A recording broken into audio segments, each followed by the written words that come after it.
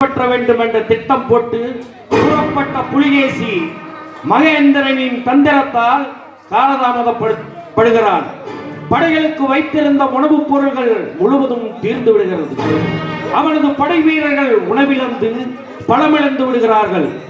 தென் திசையிலிருந்து பாண்டியன் தன் படைகளுக்கு உணவு கொடுத்து உதவி செய்வதாக கூறினான். பாண்டியனிடமிருந்து உணவுப் பொருள்களுக்கு காத்திருந்த புலிகேசிக்கு பெருத்த ஏமாற்றத்திற்கு உள்ளானான். மனம் குழம்பிய புலிகேசி தன் படைகள் பசியாலும் பட்டினியாலும் சாவதை கண்டு மனம் வருந்தி போராடும் திட்டத்தை கைவிட்டு சமாதானம் செய்வதென்று முடிவு செய்கிறார். சமாதானம் வேண்டி ஒரு தூதுவனை காஞ்சிக்கு தூது விடுகிறார். போர்க்களத்தில் புலிகேசியை படையுடன் சந்திக்க புறப்பட்ட மகேந்திரன் புலிகேசியின் தூதுவன் கொண்டு வந்த ஓலையை படித்து புலிகேசியின் நல்லெண்ணத்தை உணர்ந்து சமாதானம் செய்து கொள்ள சம்மதிக்கிறான். உடனே காஞ்சிக்கு திரும்பிய மகேந்திரனை வரவேற்க சித்தமாக காத்திருக்கிறான்.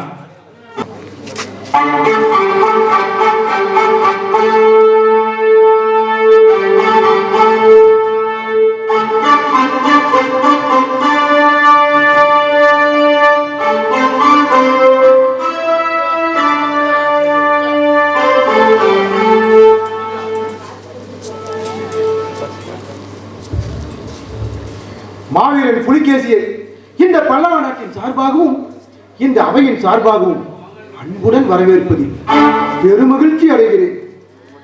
காஞ்சி மாமன்னருக்கு என் அன்பு கலந்த வணக்கங்கள். பகையை மறந்து பாசத்துடன் நேசக்கரம் நீட்ட வந்திருக்கிறேன். ஒரு தொடுக்க வந்த நான் உங்கள் உறவை தேடும் உண்மை நண்பனாக மாறிவிட்டதைக் கண்டு ஆச்சரியமடைவீர்கள் என்று எண்ணுகிறேன். புயலாக புறப்பட்ட சாளுக்கிய புலிகேசியை சிரித்து வரும் என்றலாக காணும் பொழுது என் சிந்தையெல்லாம் மகிழ்கிறது. இரத்த வேலை கொண்ட புலியை நல்ல நண்பனாக காணும் பொழுது இந்த பல்லவ நாடு பெருமை கொள்கிறது. இந்த தென் பாரதம் முழுவதும் என் காலடியில் போட்டு மிதித்து ஏக சக்கரவர்த்தியாக வலம் வர வேண்டும் என்ற எந்த நீண்ட நாள் ஆசை நிராசைகளாக ஏமாற்றத்தில் முடிந்துவிட்டது. திட்டமிட்டு படையெடுத்து காஞ்சியின் வெற்றி உறுதி என்று கனவுகள் பல கண்டேன். இந்த காஞ்சி சிம்மாசனத்தில் அமர வேண்டிய நான் என் படை வீரர்களின் உயிர்களை காப்பதற்காக இன்று உணவுக்கு உங்களிடம் கையேந்தும் ஒரு இழிவான நிலைக்கு தள்ளப்பட்டேன். இந்த மாட மாளிகை கூட கோபுரங்கள் எல்லாம் சாளுக்கியர் கொடி பறக்கும் என்று நான் போட்ட திட்டங்கள் எல்லாம் நிறைவேறாத ஆசைகளாக என் நெஞ்சில் வேதனை தீயை எழுப்பிவிட்டது மகேந்திரா. ஒரு தேடி வந்த தங்கள் உள்ளத்தில் இன்னுமா பகையுணர்வு தீயாக எரிகிறது? என் உள்ளத்தில் இறந்த தீ என் உயிர் உள்ளவரை அணையாது. என்றாவது ஒரு நாள் என் கனவுகள் நனவாகும். இந்த காஞ்சி கோட்டையை வென்று சாளுக்கியர் ஆட்சியை நிலைநாட்டுவேன் என்று உமக்கு நினைவுபடுத்துகிறேன். உறவு தேடி வந்த தங்களை உள்ளத்தால் உரமாற வரவேற்ற எனக்கு உங்கள் வார்த்தைகள் ஏமாற்றத்தையும் வேதனையும் தெரிகிறது. திட்டம் தலைக்கேறி ஒரே குறிக்கோளாக கொண்ட உன் போன்றவர்கள் மக்கள் மனதிலிருந்து அழிந்து விட்டார்கள். மண்வெறி பிடித்து மணிமுடி தரித்து மக்களை அடிமையாக்கிய மன்னர்கள் எல்லாம் இருந்த இடம் தெரியாமல் போனது உமக்கு தெரியாதா புலிகேசி? அழிவை கண்டு அஞ்சுபவன் அல்ல இந்த புலிகேசி. மரணத்தை கண்டு ஓடி ஒளியும் கோலை அல்ல இந்த சாளுக்கிய சக்கரவர்த்தி. அஸ்தமனத்தில் ரத்த மனத்திற்காக காத்திருக்கும் புலியை போன்றவன் இந்த புலிகேசி. மனிதன் பிறக்கும் பொழுது மரணத்தோடு தான் பிறக்கிறான் என்பதை நன்கு அறிந்தவன் நான். பெரும் துணிவு மட்டும் வெற்றியை தந்து விடாது. படைபலம் இருந்தால் மட்டும் படையை உடைத்து யாக சக்கரவர்த்தி ஆகிவிடலாம், முடிசூட்டிக் கொள்ளலாம் என்று நினைப்பது அறிவீனம். பெரும் படையுடன் புறப்பட்ட உங்களால் இந்த காஞ்சி கோட்டையை நெருங்க கூட முடியவில்லையே. ஏன் தெரியுமா? அங்குதான் நீங்கள் என் அறிவாற்றலை புரிந்து கொள்ள முடியவில்லை. உங்கள் தமிழர் நீலகேசி கொடுத்த ஓலை மட்டும் உங்கள் கையில் கிடைத்திருந்தால் இந்த காஞ்சி கோட்டை எப்பொழுதே உங்களுக்கு அடிமையாகி இருக்கும். அப்படி என்றால் ஓலையை ஓலையை மாற்றியவனும் நான் தான், அதை தூதுவனாகி எடுத்து வந்து உம்மிடம் சேர்த்தவனும் நான் தான். வீரத்தால் சாதிக்க முடியாததை சூழ்ச்சியால் சாதிப்பதற்கு பெயர் கோழைத்தனம். எது கோழைத்தனம்? புலிகேசியாரே, மாற்றால் மன்னர் ஆசை வைத்து மனித உயிர்களை வெட்டி சாய்ப்பதுதான் வீரமா? நாட்டுக்கு செய்ய வேண்டிய நல்ல காரியம் எவ்வளவு இருக்கும் பொழுது நாடு நாடாக அணைந்து சூழ்ச்சியால் வெற்றி காண துடிப்பதுதான் வீரமா? சாளுக்கிய சக்கரவர்த்தியாரே, விட்டுக் கொடுக்கும் கோழைகள் தமிழர்கள் அல்ல என்பதை நீர் இப்பொழுதாவது புரிந்து கொள்ளுங்கள்.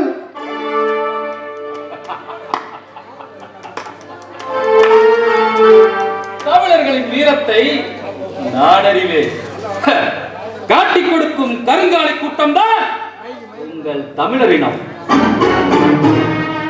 வடதிசையிலிருந்து படையெடுத்து வந்த எனக்கு உணவளிப்பதாக ஊக்கப்படுத்தியவனே உங்கள் தென்னாட்டு பாண்டியன் ஒருவன் தான். தன் இனத்தையே காட்டிக் கொடுக்கும் கயவர்கள் நிறைந்த உங்கள் நாட்டை பற்றியா பெருமை பேசுகிறீர்கள்? தன் மண்ணையே காட்டிக் கொடுக்கும் இன துரோகிகள் இருக்கும் பொழுது நீங்களா வீரத்தை பற்றி பேசுகிறீர்கள்? நோக வைக்கும் கேள்வி, ஆனால் கேட்கப்பட வேண்டிய கேள்வி. அந்த கசப்பான உண்மையை நானும் ஏற்றுக்கொள்கிறேன். தலை நிமிர்ந்து நிற்க வேண்டிய தமிழினம் இனத்தின் ரத்தத்தையே விளைவேற்றும் வெறிநாய்களை மாறியதை கண்டு நான் வேதனைப்படுகிறேன். தென் திசை பாண்டியனை தடுத்து நிறுத்தி தமிழினத்தின் தன்மானத்தை காக்க எனது மகன் நரசிம்மன் போர்க்களம் கொண்டு புறப்பட்டு விட்டான். உன் படைகளுக்கு வர வேண்டிய உணவுப் பொருட்களை என் மகன் நரசிம்மனால் தடுத்து நிறுத்தப்பட்டு விட்டது. இன்று நீ சோற்றுக்காக யாசகம் கேட்கிறதே, இந்த நிலையை உருவாக்கியவனும் எந்த மகன் தான் என்பதை உமக்கு நினைவுபடுத்துகிறேன்.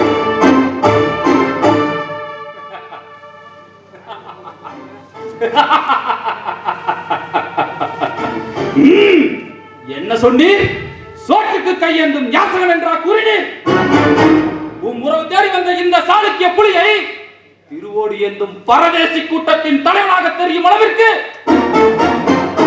மாமதை உன் கண்களை மறைத்து விட்டது. பிழைத்து போனால் போகட்டும் என்று நான் காட்டிய பெருந்தன்மைக்கு நீங்கள் கொடுத்த பரிசு யாசகம்.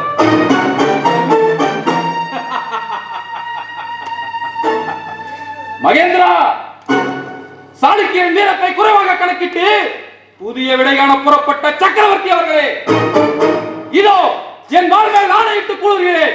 என்னை படித்து பேசி இந்த பல்லவ நாட்டை பழி தீர்க்காமல் விடமாட்டேன். பொன்னியும் காவிரியும் ஓடும் இந்த மண்ணை ரத்த வெள்ளம் ஓடும் நாடாக மாற்றி என் இதய குமரலை எரிமலையாக்கி இந்த கோட்டையை தூள் தூளாக்கும் நேரம் நெருங்கிவிட்டது. ஒருவர் பிடித்த இந்த சாளுக்கிய வேங்கையை இனியும் தந்திரத்தால் வெல்ல வேண்டும் என நினைத்தால் படையெடுத்து வந்த இந்த புலிகேசியை பணிய வைத்து விட்டோம் என்று நீ நினைத்தால் உன் வினாக்களுக்கு நான் கூறும் பதில் இதோ. நாளை காலை மோதட்டும் நம் படைகள். வெல்வது தமிழினமா, வெல்வது சாளுக்கிய நாடா என்பதை உறுதிப்படுத்திக் கொள்ளுங்கள். மானத்தின் விளைநிலம் சாளுக்கிய நாடு. மண்டியிட்டு வணங்கி உயிர் வாழ துடிக்கும் கோழைகளின் கும்பலில் உதித்தவன் அல்ல இந்த புலிகேசி. உணவின்றி உயிரே போனாலும் சரி, உயிரின் கடைசி மூச்சு இருக்கும் வரை போராடும் மன உறுதி படைத்த மா வீரர்கள் பரம்பரையில் பிறந்தவன் இந்த புலிகேசி. மகேந்திரா, நட்பு தேடி வந்த எனக்கு நாகரிகமற்ற உங்கள் பேச்சு என் நாடி நரம்புகளை முறுக்கேற்றி விட்டது. நாளை சந்திப்போம் போர்க்களத்தில். நாளைய போரில் நீயா நானா என்பதை நம் வால்முனை எழுதட்டும் வீர காவியம். இத்துடன் முடிந்தது பேச்சு.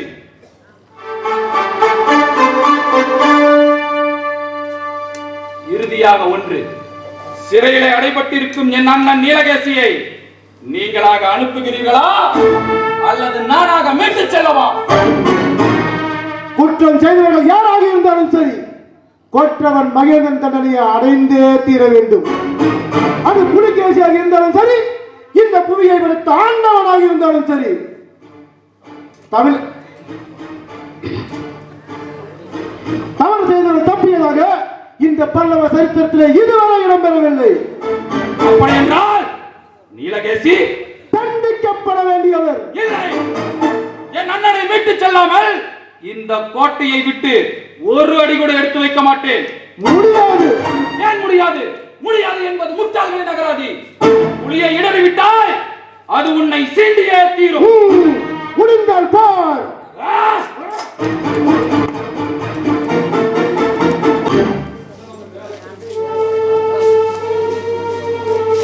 பரஞ்சோதி, உன்னை நான் எதிர்பார்த்து காத்துக் கொண்டிருந்தேன். வட எல்லை ஆற்றங்கரையில் முகாமற்றிருக்கும் புலிகேசியின் பெரும் படையை நான் எதிர்த்து தாக்க புறப்படுகிறேன். நான் வரும் வரையில் இந்த காஞ்சி கோட்டையின் முழு பாதுகாப்பையும் அதோடு நம் நரசிம்மனின் எதிர்காலத்தையும் உன்னிடம் ஒப்படைக்கிறேன். பரஞ்சோதி, ஒருவேளை ஒரு காலத்தில் நான் இறந்து விட்டால்? மகாபிரபு, என்ன வார்த்தை சொல்கிறீர்கள்? பதறாதே பரஞ்சோதி, போரிலே வெற்றியும் வீர மரணமும் சகஜம்தான். அதற்கு நான் மட்டும் என்ன விதிவிலக்கா? வருங்கால பல்லவ சாம்ராஜ்யத்தை கட்டி காக்க வேண்டிய என் மகன் நரசிம்மன் காதல் வயப்பட்டு சிவகாமியின் மேல் பித்தி பிடித்து அலைகிறான். சிவகாமியோ சாதாரண சிற்பியின் மகள். அவளை என் மகன் பட்டத்து ராணியாக்கிக் கொள்ள துடிக்கிறான். சிவகாமி இந்த நாட்டுக்கு அரசியானால் இந்த பல்லவ நாடு அழிந்து விடுமோ என்றுதான் எஞ்சுகிறேன். பல்லவ நாட்டின் எதிர்காலம் இருளில் மூழ்கி விடுமா என்றுதான் நான் அஞ்சுகிறேன். எனக்கு பிறகு இந்த பல்லவ சாம்ராஜ்யத்தை சிதறாமல் நீதான் காப்பாற்ற வேண்டும். அதற்கு ஒரே வழி, சிவகாமியை நரசிம்மன் மறக்க வேண்டும். எந்த காரணத்தை கொண்டும் என் மகன் சிவகாமியை மறக்க கூடாது. இதை நீதான் நிறைவேற்றி தர வேண்டும். இதுதான் என் இறுதி ஆவல். பிரபு, தங்கள் ஆசைகளை என் உயிரை கொடுத்தாவது நிறைவேற்றுவேன். இது சத்தியம். பரஞ்சோதி, என் அருமை தளபதியே, இந்த விஷயம் மிகவும் ரகசியமாக இருக்க வேண்டும். அதுவும் நம் இருவரை தவிர வேறு யாருக்கும் இறுதி வரை தெரியக்கூடாது. ஏன் தெரியுமா? இளவரசன் நரசிம்மன் காதலுக்கு நானே தடையாக இருந்தேன் என்று தெரிந்தால் அவன் மிகவும் வேதனைப்படுவான். பிரபு, என் உயிருள்ளவரை இது யாருக்கும் தெரியாது பிரபு. பரஞ்சோதி, என் அருமை தளபதியே, நான் உன்னை மீண்டும் சந்திப்பேனா அல்லது இதுதான் என் இறுதி சந்திப்பாக இருக்குமா? மகாபிரபு, மீண்டும் அந்த வார்த்தையை சொல்லாதீர்கள். என் இதயமே வெடித்துவிடும் போல இருக்கிறேன். ஆண்டவன் அருட்கருணையால் நான் வெற்றியுடன் திரும்பி வந்தால் மீண்டும் சந்திப்போம் பரஞ்சோதி, மீண்டும் சந்திப்போம்.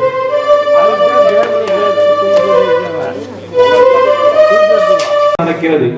போரில் சாளுக்கிய சக்கரவர்த்தி புலிகேசி மாபெரும் வெற்றி அடைகிறான்.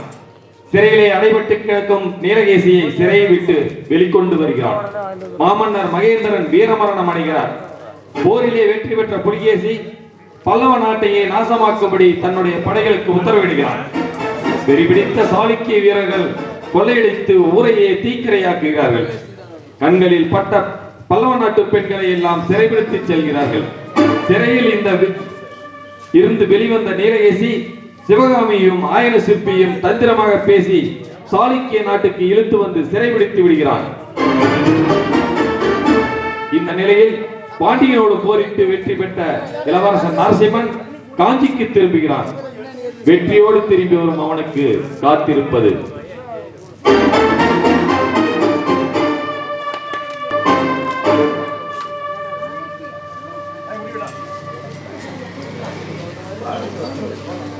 இளவரசே,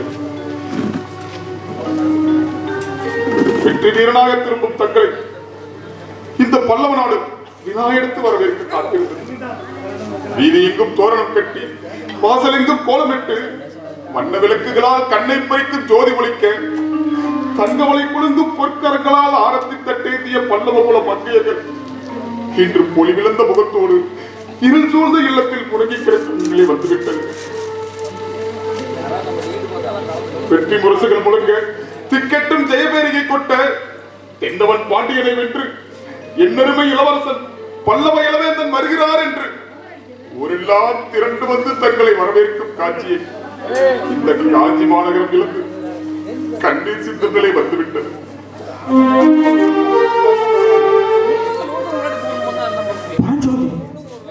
வெற்றி வீரனாக ஓடி வந்திருக்கும் என்னை வேதனை ததும்பும் உன் குரல்கள் ஏதோ விபரீதம் நடந்திருக்கிறது என்பதை உணர்த்துகிறது. களை இழந்து கிடக்கும் இந்த காஞ்சி அரண்மனை நடக்கக்கூடாத ஒன்று நடந்திருப்பதை உணர்த்துகிறது. என்ன நடந்தது? ஏன் இந்த கண்ணீர்? இதயத்தை கல்லாக்கிக் கொள்ளுங்கள். பஞ்சோதி, என்ன நடந்தது? பல்லவர்களின் இதய தெய்வம், தென்னாட்டு மாமேதை, காஞ்சி தலைவனாம் சக்கரவர்த்தி மகேந்திரர் நம்மை எல்லாம் அனாதையாக்கிவிட்டு அமரராகி திறமையாயின் கைகளை கட்டி போட்டு விட்டார். போர்க்களத்தில் வீர சொர்க்கம் அடைந்து விட்டார். கோட்டையை காத்திரு என்று அவரிட்ட உத்தரவு என்னை போர்க்களம் புக முடியாமையால் நான் மட்டும் போர்க்களம் புகுந்திருந்தால் என் உயிரை கொடுத்தாவது அவரை காத்திருப்பேன். ஐயோ, அணைந்து விட்டதா என்னை வளர்த்து ஆளாக்கிய அன்பு தெய்வத்தின் மூச்சு, பாசத்தை ஊட்டி வளர்த்த தந்தையின் மூச்சு என் முகத்தை பார்க்காமலே பிரிந்து விட்டதா? நெஞ்சிலும் தோளிலும் என்னை தூக்கி வளர்த்த அன்பு தெய்வத்தின் ஆவி அடங்கி விட்டதா? சிறுவனாக இருந்த என்னை சிங்கமாக வளர்த்து ஆளாக்கிய பல்லவ குல ஜோதி அணைந்து விட்டதா? அன்பு மகனே, ஆசை நிலவே, பல்லவ குலம் தலைக்க வந்த எங்கள் பிள்ளை கனியமுதே என்று உச்சி முகத்து கட்டி அடைத்து என் உள்ளத்திலே வீர உணர்ச்சிகள் ஊட்டிய என் தந்தையின் ஆவி அடங்கி விட்டதா? அழகிலா காட்டி வீரக்கதைகள் ஊட்டி பல்லவ குலத்தின் ஒளி விளக்கே நீதானப்பா என்று சொல்லி சொல்லி அகமகிழ்ந்த என் தந்தையத்தின் திருமுகத்தை இனி நான் காண முடியாதா? வீர விளையாட்டை கற்றுக் கொடுத்து வெற்றி வீரனாய் என்னை ஆளாக்கிய என் தந்தையின் திருமுகத்தை எங்கு தேடினாலும் இனி காண முடியாதே. வாலிபனாக நான் வளர்ந்துகின்ற போது வாஞ்சையுடன் என்னை நோக்கிய அந்த விழிகளில் எத்தனை எதிர்கால கனவுகள் துளைத்தன. போருக்கு போவான் மகன், அங்கு புலியன சேரி பகைவர் கூட்டத்தை பந்தாடி விளையாடுவான் என்றெல்லாம் எண்ணி எண்ணி பெருமையால் நெஞ்சம் பூரித்த என் அன்பு தெய்வத்தை காலதேவன் பிரித்து விட்டானே. போர்க்களம் புகுந்து பகைவரை உழைத்து நெஞ்சமெல்லாம் விழிப்புட்டி ஏந்தி வெற்றி வீரனாக திரும்பி பார்க்கும் என்னை கண்டு கண்களில் ஆனந்த கண்ணீர் போங்க. வா மகனே வா, பல்லவ குலத்தின் வீர சிங்கமே, உன் வெற்றி கண்டு பூரித்து நிற்கிறேனடா என்று சொல்லி கட்டி அடைத்து உச்சி முகந்து கட்டி அடைக்க வேண்டிய என் தந்தை இன்று இல்லையே. ஈடு செய்ய முடியாத இந்த இழப்பை தாங்கிக் கொள்ள முடியாமல் தவிக்கிறேன். தளபதி, தளபதி, நீ இருந்துமா இந்த நிலை ஏற்பட்டு விட்டது? பகைவன் வீசியவால் என் தந்தையின் நெஞ்சை பிளப்பது உன்னால் எப்படி தாங்கிக் கொள்ள முடிந்தது? உன்னுயிரை அரணாக காட்டி அந்த உத்தமரின் உயிரை காத்திருக்கலாமே. இறைவா, இப்படிப்பட்ட கொடுமையை ஏற்படுத்தி விட்டாயே. இடையே தூக்கி என் இதயத்தில் போட்டிருந்தால் கூட தாங்கிக் கொண்டிருப்பேனே. என்னை பெற்று வளர்த்து மாவீரனாக ஆளாக்கிய தந்தை என்னுடைய முதல் போரை வெற்றி கண்டு நான் வீரனாக ஓடி வருவதைக் கண்டு கட்டி அடைத்து ஆசி கூறுவார் என்று ஆயிரம் ஆயிரம் கனவுகள் கண்டேனே. என் கனவுகள் அனைத்தும் வீணாகி விட்டதே. இறைவா, தாங்க முடியாத இந்த இழப்பை இந்த பல்லவ நாடு எப்படி தாங்கிக் கொள்ள போகிறதோ? இளவரசே, மன்னராக பிறந்தவர்கள் இந்த மண்ணுக்காக தன்னுயிரை தியாகம் செய்துதான் ஆக வேண்டும். சக்கரவர்த்தி அவர்கள் இந்த நாட்டு மக்களுக்காக தன்னுயிரை தியாகம் செய்துவிட்டார். அவருடைய ஆத்மா தெய்வமாக இருந்து இந்த நாட்டையும் நாட்டு மக்களையும் காப்பாற்றும். நடந்ததை எண்ணி வருந்துவதால் இனி எந்த பயனும் ஏற்பட போவதில்லை. மகா சக்கரவர்த்தி மகேந்திரன் விட்டு சென்ற அரியணையில் நாங்கள் அமர்ந்து இந்த நாட்டின் வருங்காலத்தை வளப்படுத்த வேண்டுமாய் இந்த நாட்டு மக்களின் சார்பாக கேட்டுக்கொள்கிறேன். அவர் விட்டு சென்ற நல்ல பண்புகளையும் கலைத்தொண்டையும் புகழ்பெறச் செய்து இந்த நாட்டு மக்களுக்கு சேவையாற்ற வேண்டுமாய் இந்த நாட்டு மக்கள் சார்பாக கேட்டுக்கொள்கிறேன். அப்பொழுதுதான் அவர் ஆத்மா சாந்தி அடையும். இளவரசி, கண்ணீரை துடையுங்கள், கடமையை நினையுங்கள். காலம் உங்களுக்காக காத்திருக்கிறது. அரியணையில் ஏறி ஆட்சியை தொடருங்கள்.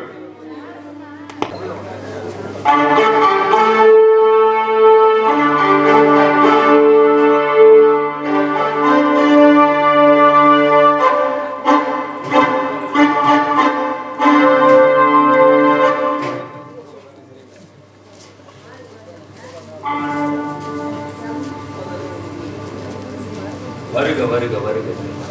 பார்ப்புகளும் பரதநாட்டிய பேரழகே வருக. கலைமகளின் திருவுருவா அல்லது தெய்வீக கலையின் பிறப்பிடமா? தேவலோக ஊர்வசியா அல்லது பிரம்மன் படைப்பிலே பேரின்ப பெட்டகமா? பெண்ணா அல்லது பெண்ணுரு கொண்ட விண் மதியா?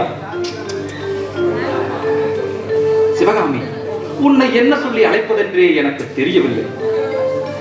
ஜனதா, நம் சாளுக்கிய சாம்ராஜ்யத்தில் உள்ள மிகச் சிறந்த அழகிகளை எல்லாம் உருக்கி வார்த்து ஓருருவம் அமைத்தால் கூட இந்த அழகுக்கு இணையாகுமா? சிவகாமி, உன்னை படைத்த இறைவன் ஒரு முட்டா. ஏன் தெரியுமா?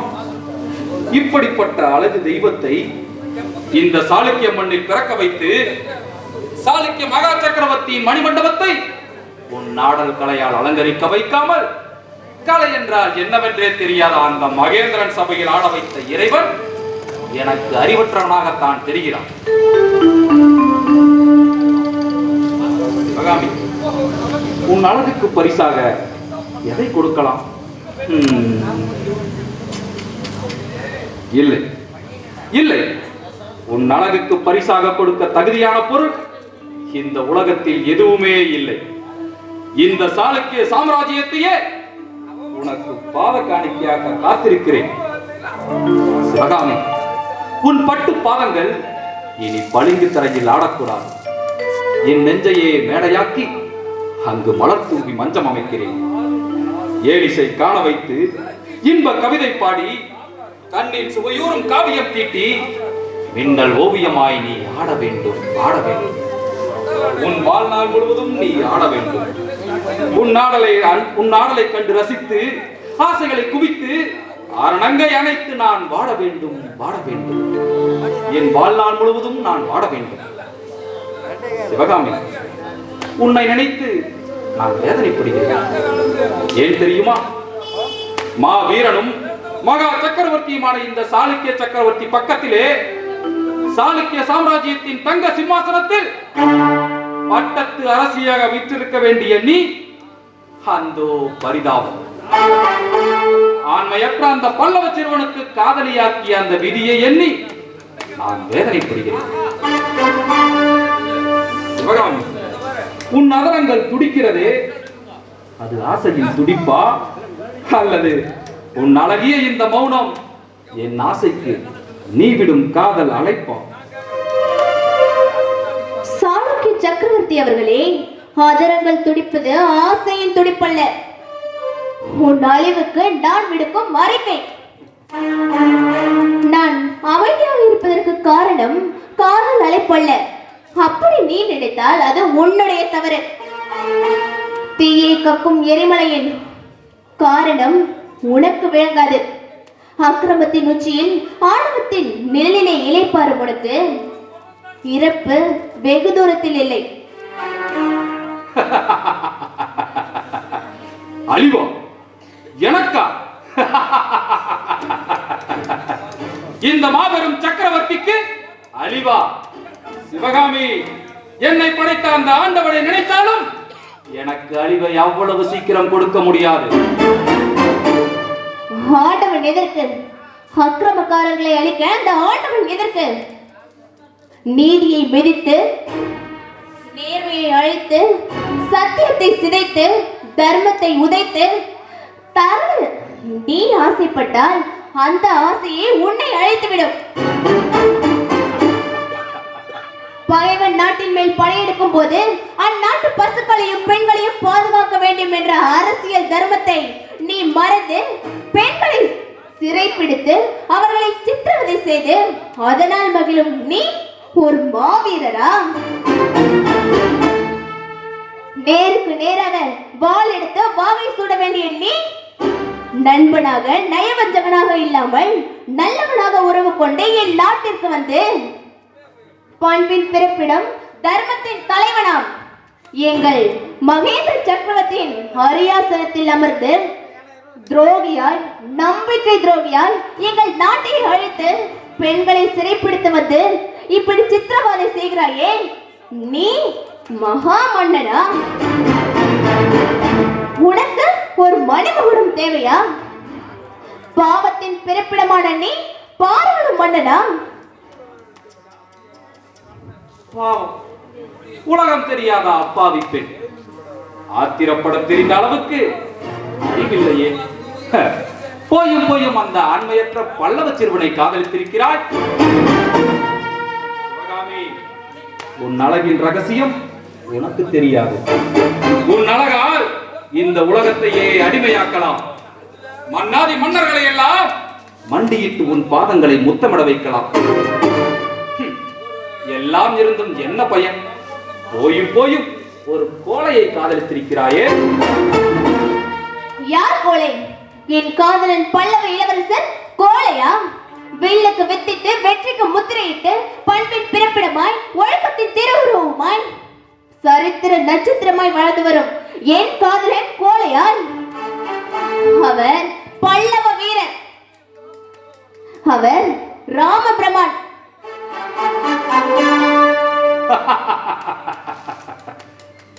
என்ன ராமபிரானா? அப்படி என்றால் நீ சீதா தேவி, உன் காதலன் நரசிம்மன் ராமபிரான் அவதாரம். சிவகாமி, மாவீரன் ராவணன் சிறையெடுத்துச் சென்ற சீதா தேவியை மீட்க ராமபிரான் படை திரட்டி அலைகடலை நிறுத்தி அணையிட்டு இலங்கை மாநகரை தீயிட்டு போரிட்டு பத்தினியாம் சீதா தேவியை மீட்டு வர கிருஷ்ணனின் அவதாரமான ராமனுக்கே 12 ஆண்டுகள் தேவைப்பட்டது. அப்படியே உன் காதலன் படை திரட்டி வந்து என்னிடமிருந்து உன்னை மீட்டு செல்லலாம் என்று அவன் நினைத்தால் அது அவனுக்கு பகல் கனவாக மட்டுமல்ல, பரிதாப கதையாகவும் முடிந்துவிடும். இருந்தாலும் கேவலம் ஒரு சிற்பியின் மகளுக்காக படை திரட்டி வரப்போகிறான் பல்லவ வேந்தன். என்ன கூறினாய்? கேவலம் ஒரு ஏழை சிற்பியின் மகளா? நான் ஏழை சிற்பியின் மகள்தான். ஆனால் என் உள்ளத்தில் கூடிக்கொண்டிருப்பவர் ஈரோடு லோகத்தையும் வெற்றி வெல்லக்கூடிய வல்லமை படைத்தவர். அவர் பல்லவ வீரர். அவர் இந்த பாவை என்னை மீட்க போகிறார். மீட்டு சரித்திரம் படைக்க போகிறார். இது சத்தியம். என்ன சரித்திரம் படைக்க போகிறார்? ஆணவம் கொண்டவர்களின் அதிகாரம் வீழ ஆண்மையின் சின்னம் என் காதல் வாள் எடுத்து வருவார். வாள் எடுத்து வந்து சாணக்கிய நகரத்தை அடியோடு அழிப்பார். தீயிட்டு கொளுத்தி சாம்பலாக்கி இங்கு பெண்களை மானபங்கம் படுத்தி என்னை எப்படி சித்திரவதை படுத்தி நீ இங்கு கொண்டு வந்தாயோ அதே போல் அழிப்பார். இது சத்தியம். மேலும் இந்த சிவகாமி கூறும் சபதம் கூட. அதற்கு முன்னால் நீயே என்னை என் நாட்டை விட்டாலும் நான் போக மாட்டேன். சிவகாமி, இளமையின் இன்ப சுகங்களை அனுபவிக்க வேண்டிய இந்த வயதில் கட்டில் அறையில் காதல் சுகங்களை கொட்டி கொடுக்க வேண்டிய இந்த கன்னி பருவத்தில் நிறைவேறாத சபதங்களை செய்து உன் வாழ்க்கையை நீயே வீணாக்கிக் கொள்கிறாயா? சரி, இருக்கட்டும், நான் உன் சபதத்தை ஏற்றுக்கொள்கிறேன். ஏன் தெரியுமா? நாடாளும் மன்னர்கள் எல்லாம் என்னை கண்டு அஞ்சி நடுங்கும் பொழுது கேவலம் ஒரு பெண்ணின் சபதத்தை சந்திக்க தைரியம் இல்லாதவனா இந்த புலிகேசி என்று நீ நினைத்து விடக் கூடாது என்பதற்காகத்தான். சிவகாமி, உன் சபதத்தை நான் ஏற்றுக்கொள்கிறேன். ஆனால் ஒரு நிபந்தனை. உன் சபதத்தை நிறைவேற்றிக் கொள்ள உனக்கு 7 ஆண்டுகள் தவணை தருகிறேன். அதுவரை நான் உன்னை சீண்டப் போவதில்லை. அந்த 7 ஆண்டுகளும் நீ என் அவையில் தினசரி ஆட வேண்டும்.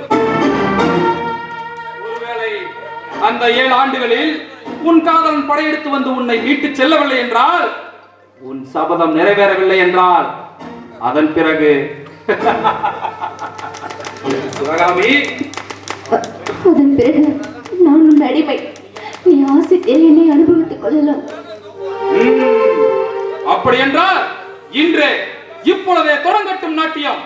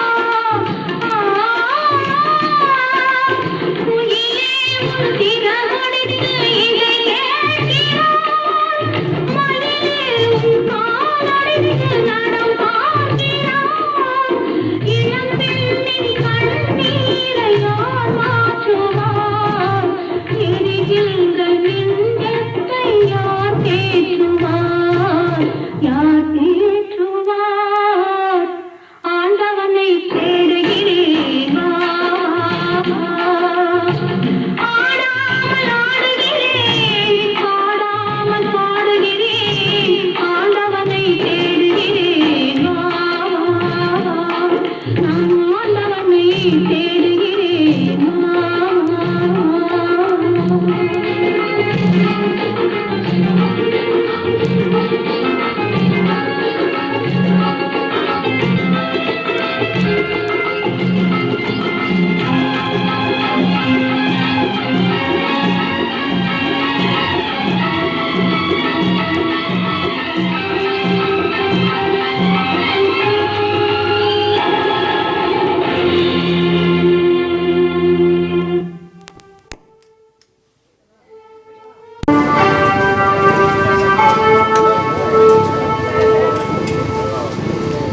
இனியும் ஒரு வினாடி கூட சிவகாமியை பார்க்காமல் என்னால் இருக்க முடியாது.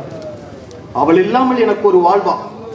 நாடு, நகரம், அரசு, அரண்மனை, ஆயிரம் ஆயிரம் ஆட்கள், எது இருந்து என்ன பையன்? என் சிவகாமி இல்லாத இந்த நாடு வறண்ட பாலைவனமாக, நிலவு உதிர்ந்த வானமாக காட்சி தருகிறது. சிவகாமி, அன்பே சிவகாமி, நீ எங்கிருக்கிறாய்? பகைவரின் பாசறையிலா அல்லது இந்த பாவியை நினைத்து நினைத்து கண்ணீர் கடலில் மூழ்கி கொண்டிருக்கிறாயா? சிவகாமி, அன்பே சிவகாமி. மன்னா, உங்களை பார்க்கும் பொழுது எனக்கு என்ன சொல்வதென்றே தெரியவில்லை. தாங்கள் இவ்வளவு மனம் சஞ்சலப்படுவீர்கள் என்று நான் நினைக்கவில்லை.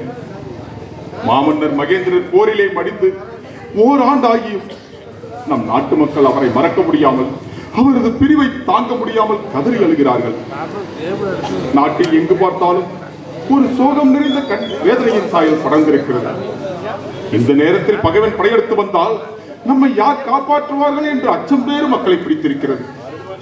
நாடாளும் மன்னராகிய நீங்கள், பல்லவ நாட்டின் ஆட்சி பொறுப்பேற்றிருக்கும் தாங்கள், நாட்டுக்கும் நாட்டு மக்களுக்கும் அவர்களது நல்வாழ்வுக்கும் உறுதுணையாக இருக்க வேண்டிய நீங்கள், உங்கள் காதலிக்காக, உங்கள் சுயநலத்துக்காக நாட்டையும் மக்களையும் மறந்து மனம் தளர்ந்து ஒரு பெண்ணை நினைத்து இப்படி மனமுடைந்து அழுகிறீர்கள் என்றால் அது இந்த நாடு செய்த துரதிர்ஷ்டம். தங்கள் தந்தையாருக்கு தாங்கள் செய்யும் மிகப்பெரிய துரோகம்.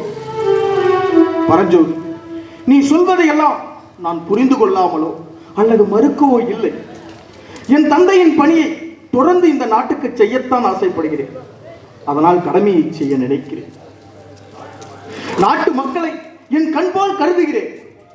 இந்த பல்லவ நாட்டிற்காக என் உயிரையும் கொடுக்க நான் தயாராக இருக்கிறேன். ஆனால் என் உயிரோடு கலந்த சிவகாமியை இழந்ததினால் நாட்டை பற்றிய மனமில்லை. பரஞ்சோதி, பரஞ்சோதி, இந்த நாட்டின் ஆட்சி பொறுப்பை கொஞ்ச காலத்துக்கு நீ கவனித்துக்கொள். நான் என் சிவகாமியை தேடி புறப்படுகிறேன். பரஞ்சோதி, ஏன் சிரிக்கிறாய்? என் உயிர் நண்பனாகிய நீயா என் வேதனையை புரியாமல் சிரிக்கிறாய்? மன்னா, உங்களுடைய இந்த செயலுக்காக நான் மட்டுமல்ல, இந்த பல்லவ நாடே உங்களை பார்த்து சிரிக்கும். நாடாளும் மன்னன் ஒரு நங்கையின் பொருட்டு நாட்டை மறந்து தன் பரம்பரையின் உயர்ந்த பண்பையும் புகழையும் இப்படி படுபாதாளத்தில் தள்ளிவிட்டு ஒரு பெண்ணை தேடி புறப்பட்டால் நம் நாடு மட்டுமல்ல மன்னா, இந்த உலகமே உங்களை பார்த்து ஏளனம் செய்யும். பரஞ்சோதி, சிவகாமியும் மறக்க முடியவில்லை, ஆட்சி பொறுப்பையும் துறக்க முடியவில்லை. இனி நான் செய்வதெல்லாம் ஒன்றே ஒன்றுதான், என் உயிரை துறப்பது தவிர வேறு இல்லை. மன்னா, ஒரு நாட்டின் தளபதி என்ற முறையில் உங்களை காப்பாற்றுவது என்னுடைய கடமை.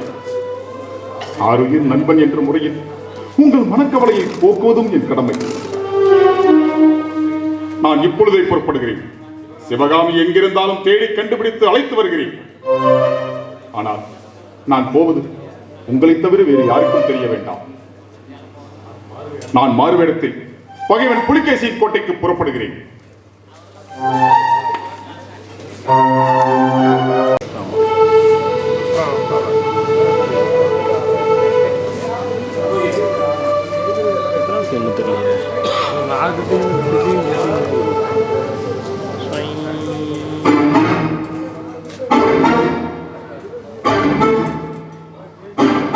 யார் நீ?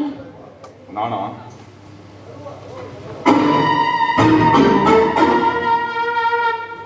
நீங்களா? ஆம், நானே தான். ஆமா, இளவரசர் வரவில்லையா? தேவி, இப்போது அவர் இளவரசர் அல்ல, பல்லவ நாட்டு மாமன்னர் நரசிம்மவர்மன். இவ்வளவு ஆபத்து நிறைந்த பகைவன் புலிகேசியின் கோட்டைக்கு வர முடியுமா? அல்லது அவர் வர வேண்டும் என்று நீங்கள் விரும்புவது விஷப்பரீட்சை அல்லவா? வேண்டாம், வேண்டாம். இந்த ஏழை சிற்பியின் மகளை காண பல்லவ நாட்டு மன்னன் வர வேண்டாம். நான் என்ன இளவரசியா இல்லை பட்டத்து மகாராணியா? என்னை காண உங்கள் அரசர் வருவதற்கு வெறும் நாட்டியக்காரிதானே.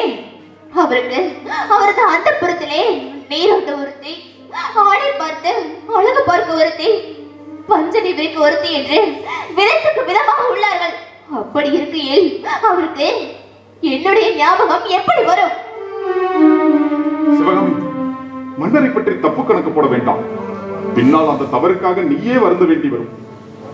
ஆட்சி பொறுப்பை ஏற்று நாட்டுக்கு காவலனாக சிம்மாசனம் ஏறிய பிறகோ எத்தனையோ வேலைகளும் ஒப்பற்ற கடமைகளும் இருந்தும் உன்னை மறக்க முடியாமல் உன் நினைவாக எவ்வளவு வேதனைப்படுகிறார் தெரியுமா?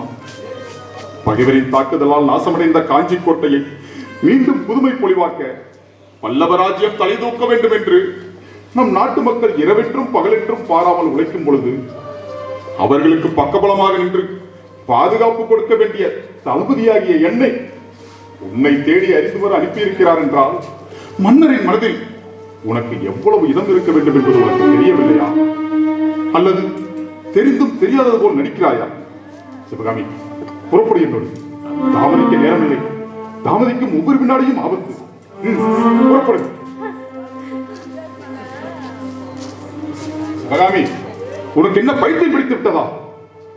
எனக்கு பைத்தியம் பிடிக்கவில்லை. பல்லவ நாட்டு தளபதியாரே, கேளுங்கள். பார்ப்புகளும் பல்லவ மன்னரின் பராக்கிரமத்தையும் வீரத்தையும் எண்ணி நான் சிரிக்கிறேன். உங்களை பார்க்கும் போது எனக்கு பரிதாபமாக இருக்கிறது. சிவகாமி, விளையாடுவதற்கு இது நேரம் அல்ல. புறப்படு என்னோடு. வெட்கமா இல்லை உங்களுக்கு? பகைவனின் கோட்டைக்குள் நுழைந்து இப்படி திருட்டுத்தனமாக என்னை அழைத்து செல்ல வந்திருக்கிறீர்களே, உங்களுக்கு வெட்கமா இல்லை? உங்கள் மன்னருக்கு மான ரோஷம் என்று ஏதாவது இருக்கிறதா? சிவகாமி, உங்கள் கோபத்தை அந்த புலகேசியிடம் போய் காட்டுங்கள். என்னை மீட்டெடுக்க நீங்கள் மட்டும்தான் வந்தீர்களா, இல்லை உங்கள் மன்னரும் வந்தாரா? முப்படை இருக்க முற்றுகையிட்டு கோட்டை கதவடைத்து மண்டியிட்டு பகைவன் பணிவித்து இந்த பகைவனின் நாட்டில் பல்லவ நாட்டின் கொடியை ஏற்றி முரசு கொட்டி வீர புருஷனாக என்னை காப்பாற்ற வந்திருக்கிறீர்கள் அல்லவா? கேவலம் ஒரு பெண்ணை மீட்டு போவதற்கு பெரிய படையோடு வர வேண்டுமா? நாடாளும் மன்னன் நாட்டியக்காரிக்காக படையெடுத்து வர வேண்டுமா? நான் நாட்டியக்காரிதான், ஆனால் உங்களை போல கோழை அல்ல. சாளுக்கிய மன்னர் பல்லவ நாட்டிற்கு வந்து நாட்டையே அழித்து பெண்களை மானபங்கம் செய்து என்னை இப்படி சிறையில் அடைத்து வைத்திருக்கிறார். அதற்கு பழிக்குவாங்க சாளுக்கிய நாட்டை எரித்து அழித்து நாட்டையே துஷ்டமாக்கி இந்நாட்டு பெண்களையும் மானபங்கம் செய்து பழி வாங்க வேண்டும் என்று நான் சாளுக்கிய மன்னரிடம் சபதம் விடுத்திருக்கிறேன். அந்த சபதம் நிறைவடைந்தால் தான் நான் பல்லவ நாட்டிற்கு வருவேன். போய் உங்கள் மன்னரிடம் கூறுங்கள், அவர் என்னை உண்மையாக காதலித்திருந்தால் சபதத்தை நிறைவேற்றட்டும். இது என் சத்தியம். பெண் புத்தி என்பதை காட்டிவிட்டாயே. நாடாளும் மன்னன் எங்கே? ஒரு சாதாரண நாட்டியக்காரியான நீ எங்கே? பாராளும் பல்லவவேந்தர் நரசிம்மனுக்கு பெண் கொடுக்க நாடாளும் மன்னர்கள் எல்லாம் நான் நீ என்று போட்டி போட்டுக் கொண்டிருக்க அதை துச்சமென மதித்து உனக்கு இதயத்தில் இடம் கொடுத்து உன் நினைவால் உன் உறக்கமின்றி ஊருக்கும் நாட்டுக்கும் உழைக்க வேண்டிய அந்த உத்தமர் பித்தராகி உருகி உருகி கண்ணீர் விடுகிறார் என் மன்னன் மாமல்லன். அவர் வாட்டத்தை போக்கி ஏக்கத்தை நீக்க, சிவகாமி, நீ இதயம் தாங்காமல் என்னோடு புறப்படுவாய் என்று உன்னை நம்பி ஓடி வந்தேனே, அது என் தவறு. சிவகாமி, நீ உன் ஆத்திரத்தினால் அறிவிலிருந்து ஆணவம் கொண்டு செய்தாயே சபதம், அதை நிறைவேற்ற நான் ஒன்றும் பைத்தியக்காரன் அல்ல. உன் காதலன் அந்த பல்லவ வேந்தனை படையெடுத்து வர சம்மதித்தாலும் தடுத்து நிறுத்துவேன் தளபதி என்ற முறையில்.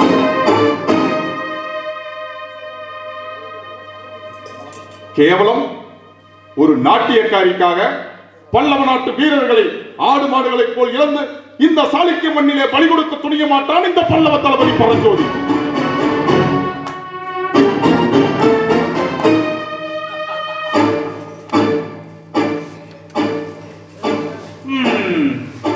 பல்லவ தளபதி பரஞ்சோதியை இந்த சாளுக்கிய நாடு இப்படி வரவேற்பதற்கு எனக்கும் வேதனையாகத்தான் இருக்கிறது. என்ன செய்வது? தளபதி தளபதியாக வந்திருந்தால் தக்க மரியாதை கிடைத்திருக்கும்.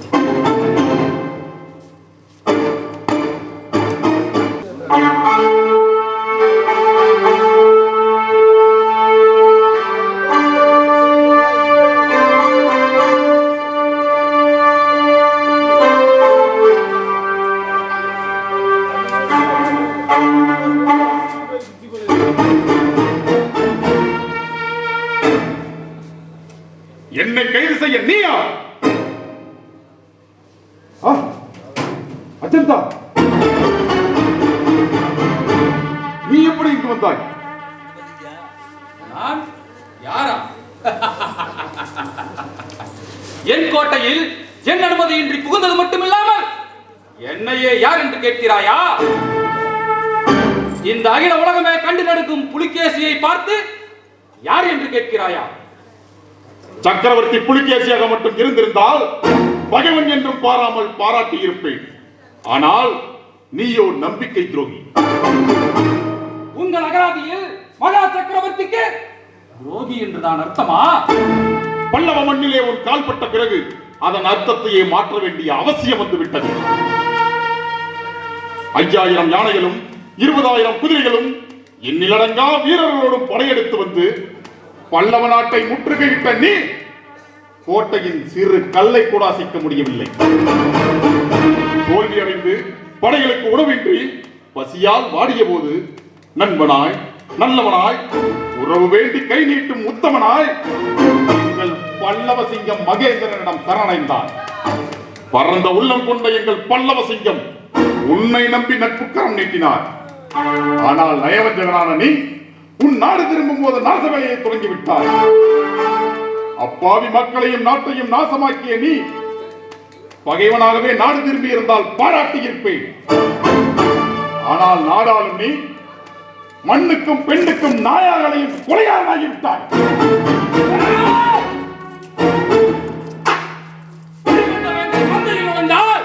அது பசு என்றோ பால் குடிக்கும் கன்று என்றோ பாராது. பரஞ்சோதி, உன்னை போன்ற பயம் கொண்டவன் தான் பாவ புண்ணியத்தை பார்ப்பான். மன்னரி கொண்டவன் இந்த மாவீரன் புலிகேசி இந்த பூமண்டலம் முழுவதும் நிழலாக்கி மகா சக்கரவர்த்தியாக வேண்டும். எனக்கென்று ஒரு சரித்திரம் படைக்க வேண்டும். இதுதான் என் ஆசை, அரசியல் வேட்கை. எனக்கு நீரும் நெருப்பும் ஒன்றுதான், நேர்மையும் மனைவியும் ஒன்றுதான், அழுகையும் சிரிப்பும் ஒன்றுதான், பாவமும் புண்ணியமும் ஒன்றுதான். என் கால்பட்ட இடமெல்லாம் தீ பிடிக்க வேண்டும். நான் திரும்பிய பக்கமெல்லாம் பற்றி எரிய வேண்டும். என் கால்பட்ட இடமெல்லாம் பகைவர்களின் அழுகுரல் ஆறாக பெருகி ஓட வேண்டும். அழிவு, அழிவு, அழிவு. வேறல்ல, என்னை எதிர்த்தவர்களுக்கு நான் திரும்பிய பக்கமெல்லாம் எனக்கே வெற்றி. இந்த சாளுக்கிய நாட்டுக்கு நீ சக்கரவர்த்தி என்பது உண்மை என்றால், உன் நாட்டு வீரர்களின் உடம்பில் தன்மான அர்த்தம் ஓடுவது உண்மை என்றால், உன் இதயத்திலே அரசியல் நேர்மை இருப்பது உண்மை என்றால், உன் வாளிலே வலிமை இருப்பது உண்மை என்றால், உன் தோளிலே வீரம் இருப்பது உண்மை என்றால், மாவீரன் என்று மார்தட்டிக் கொள்வது உண்மை என்றால், கடல் என படைகள் உண்டு, கருமைய கூட்டமாய் யானைகள் உண்டு, சீறி வரும் புயல் என புறவிகள் உண்டு என்று சிரித்தவனே, உன் சர்வ சக்திகளையும் ஒன்று திரட்டி இந்த சாளுக்கிய நாட்டையே வரிசைப்படுத்தி வாளெடுத்து வேலெடுத்து அணிவகுத்து முரசொலித்து வந்து மோதிப்பார் எங்களோடு. செய்து விடுகிறேன். வருங்கால வரலாற்றில் நீங்கள் வாழ்ந்ததற்கு அடையாளமே இல்லாமல் செய்து விடுகிறேன். புலிகேசியாரே, இப்பொழுது சொல்கிறேன், எப்பொழுதோ நாங்கள் இளிச்சவாயர்களாக இருந்த பொழுது ஏறி மிதித்த எக்காலத்தில் கொக்கரிக்கும் கொடியவனே, காஞ்சியில் கால் வைத்துப்பார். உன்னை காலதேவனுக்கு காணிக்கையாக்குகிறேன். பல்லவ மண்ணிலே ஒரு துளியை தொட்டுப்பார். துண்டிக்கப்படும் உன் கரங்கள். இனி எப்போதும் வெற்றி எங்களுக்கு, தப்பாத அழிவு உங்களுக்கு.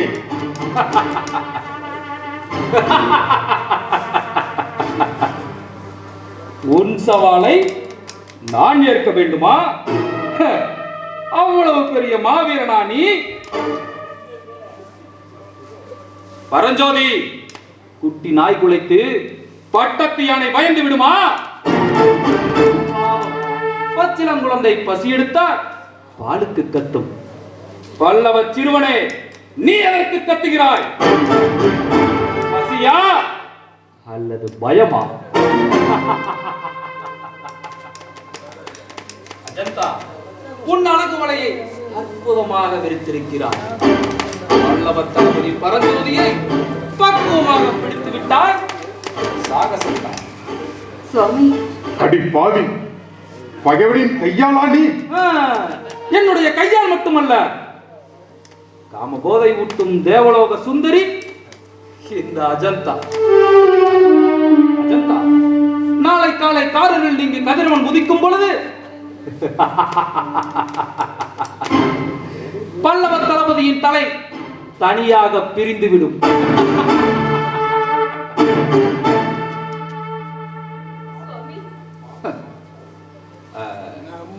இறப்பதற்கு முன் இவனது கடைசி ஆசையாவது நிறைவேறட்டும். அவன் சாவதற்கு முன்பு உன்னை கண்டு ரசிக்கட்டும்.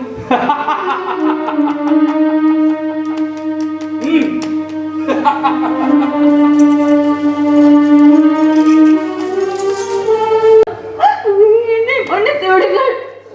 என்னை மன்னித்து சீ! என்னை தொடாதே துரோகி! ஆமா, நான் துரோகிதான்.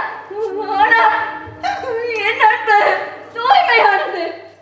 தூய்மை என்ற வார்த்தையை சொல்லவே அருகதையற்றவள் நீ. காசுக்காக உடலை விற்கும் தாசி கூட உன்னை விட உயர்ந்தவள்.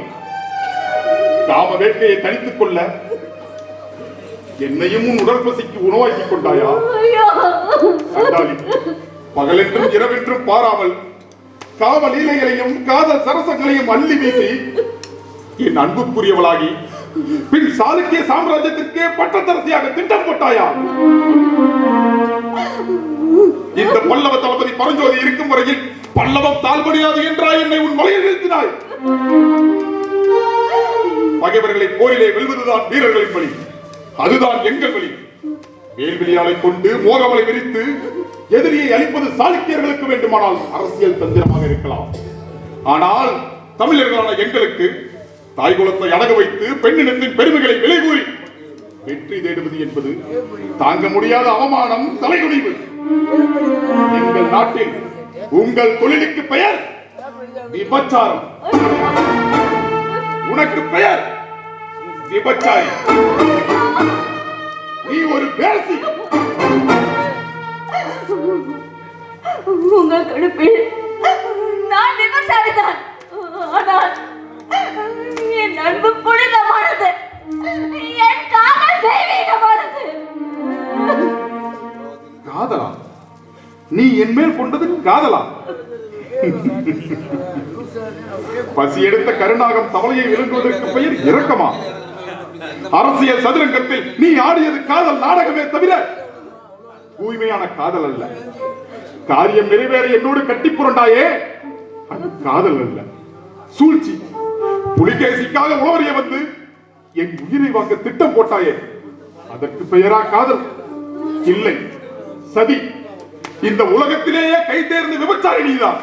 விபச்சாரியே, ஓடிவிடு இங்கிருந்து.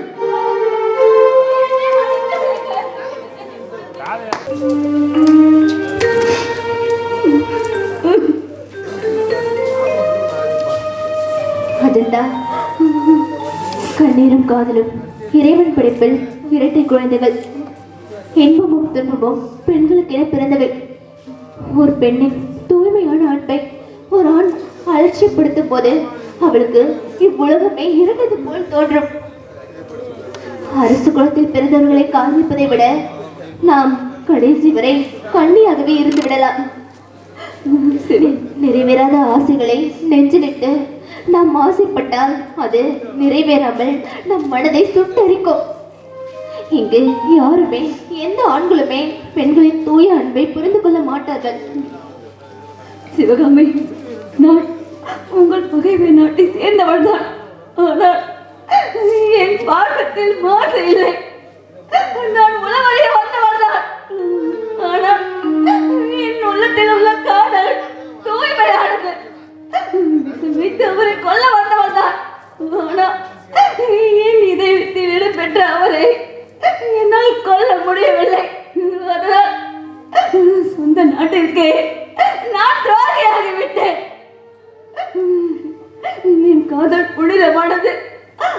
ஆனால் சந்தர்ப்பமும் சூழ்நிலையும் அவர் கண்ணுக்கு நான் துரோகியாக தெரிகிறேன். என் புனிதமான காதலை அவர் புரிந்து கொள்ள காலம் விரைவில் வரும்.